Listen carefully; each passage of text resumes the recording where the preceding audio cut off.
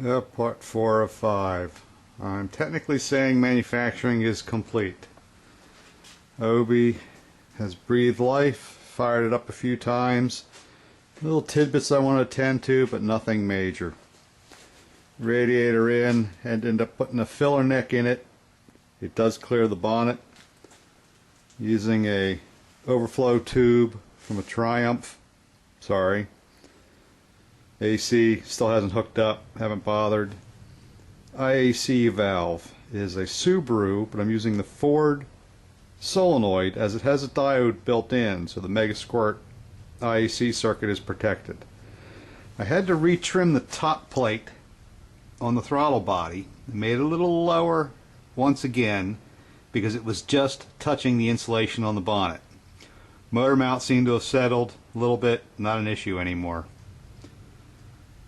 Now you can really see the belt tensioner. Rotated it up 90 degrees with a separate block. Gave me the correct over center to get a nice belt tension. You can now see the Sienna air intake tube. My IAC sensor is way down over the top, over center. Let me get out of the light here. I had to extend the wires for when my harness comes through. Nice little air box. Now you can see the two holes in the lower section I drilled, let air in. Hopefully any water that comes in will just enter the bottom of the box and drain out without hitting the filter. Oil pump or oil filter. Got a correct pressure sensor. Put the MGB in. The MGB unit is connected when you have pressure. So my oil idiot light on the dash was on whenever the engine was running and off when it was stopped, which, yeah, didn't do me any good. I believe this switch, just generic. I think I got it from a Volkswagen Jetta or something, local shop. Just said, hey, this is what I need. This is what they gave me. Worked out fine. All lines are in. Yeah, as you can see, the power brakes from the 75, 76. Interesting phenomena. I went through, tested, tightening up nuts and bolts. And this top brake line, I went to tighten it, couldn't believe I left it that loose. Well, unfortunately, the scavenged cylinder I was using was stripped. Thank God I checked it first. So, in the wings, the master cylinder and booster I had, both bought brand new, are now in place. Shouldn't have to worry about it again. All lines are plumbed. Still amazed that a stock throttle cable from the Camaro, just chop off the little square that locked it in and you can wedge it down into the stock hole where the original MGB throttle cable used to go. So this is a 100% stock throttle cable all the way through. No modifications, no shortening, no nothing. And it can be used. Inside I just put an extra stop on the cable just to be on the safe side, but it wasn't really needed. Good shot of the power. All the wiring's in. 10 fuses. 15 breakers or 15 circuit fuses, even though 2 are empty and not really using them. It's a 100 amp circuit breaker from the battery. Battery's tied to the starter just like the stock MG. The difference being from the alternator, I have fusible links that bolt down at the starter, down at the solenoid. So just the car goes through the breaker.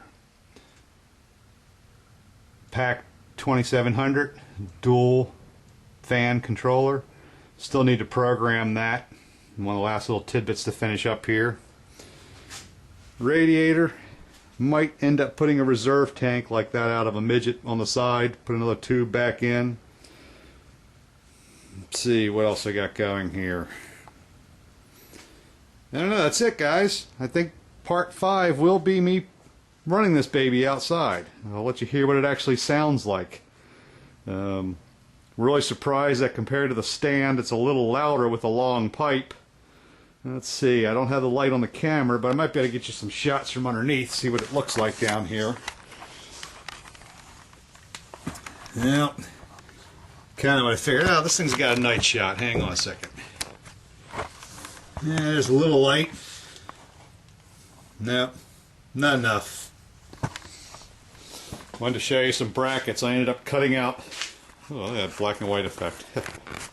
Interesting. There we go. Turn night shot off. Back to normal mode. cut out the cross bracket underneath the back of the tail cone, so it should make dropping the tranny a little easier.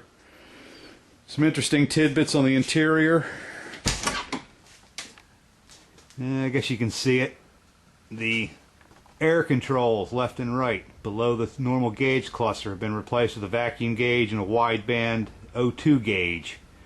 What did I do with the controls? Well, you can just see the red lever underneath of the dash. They're actually two universal throttle controls from a lawnmower. A little crossbar across underneath. Work beautiful. They're easier to turn than the old crank knobs. What I'm really proud of, my 8-ball, well, not an 8-ball, it's a 5-ball. The car is orange, so what's better than an orange shift knob? Center console got a few mods. I'm going to put manual controls for the fan just below the hazard light. 2 cigarette lighters. One is a dummy. One is just for plugging in the Megasquirt power supply for my laptop. A lot of wiring going on underneath the dash. I don't know if you can see without the light here, but up in the top right corner there, you can just see the silver box, the Megasquirt wideband O2 sensor mounted above that, out closer to the door where I can see it while I'm driving pretty easily. I did put in a dual pressure temp gauge, and a cool trick, since I couldn't find a mechanical pressure gauge to replace mine, the voltmeter's stuck behind the dash where it used to be. So I ended up adding 3 gauge functions and only needed 2 new holes, which worked out just fine. Really cool trick. I don't know if you noticed it in the earlier shots, but I was able to use the dual pressure temp gauge. Little tricky because where it's mounted here, how close in can I get where you can see it? Not sure you can see the sensor itself, but there was actually a single wire temp sensor there originally. What I ended up doing was putting in a helicoil, since it was a 5/8/16 NPT thread on the head, and the sensor is a straight thread. The NPT thread being a little larger, slight drill, put the helicoil in, it reduced the diameter just right, flat the head on the top, screwed in my dual pressure temp sensor bulb, works beautifully. Megasquirt's actually relying off of what you can see is just the yellow wire there, the normal temp sensor that's down inside. That feeds the Megasquirt, and since the PAC 2200 uses the stock sensor, it can be calibrated to match that sensor perfectly. So I'm real happy with the way all the little odds and ends have come out on this. No matter what I did, it seemed like a simple solution came around. I just gave it some time. Gotta admit, like the gas struts on the bonnet, opens it up nice and wide, makes it real easy to see everything. Man, it took a while to clean Obi up, but he's looking good again. After sitting for a year, I did the body work. Got him all waxed and waxed again. He's just waiting for some dry weather. Get rid of the salt on the road, hook up the laptop, and we go tuning. See you in part 5. You'll get to hear it run. Hopefully that'll be in the next day or two.